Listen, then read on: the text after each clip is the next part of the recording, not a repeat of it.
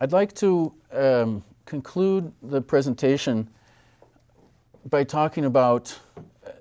this relationship in the sense of the importance of getting the growth that we want. I think that the historical experience, the global experience, and the research and the empirical record shows that when land and property rights are sufficiently well specified and the bundle of rights extended to include the variety of property forms and assets that we care about, that this can really help to trigger and sustain socially inclusive, environmentally friendly growth. There are also positive spillovers at the macro level, as we've seen the role of institutions, which can have, I think, long-term positive effects that ramify throughout the society and contribute to a virtuous circle in that growth process.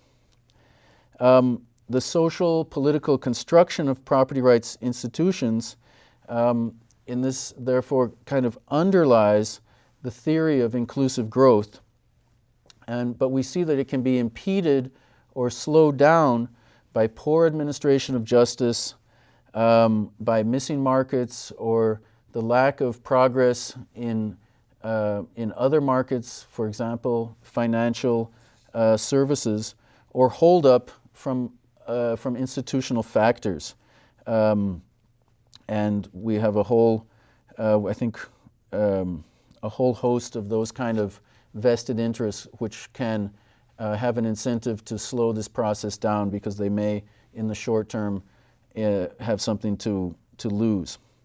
Land and tenure and property rights reforms, therefore, are not only technical exercises of documenting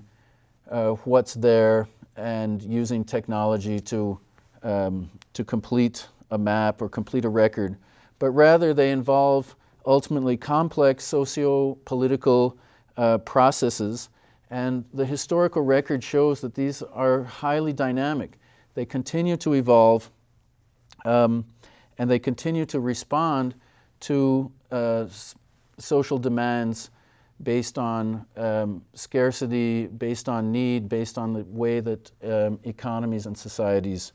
are changing. And now we even see that in relatively recent changes in establishing new forms of rights, new forms of markets in things like ecosystem services and abstract forms of property.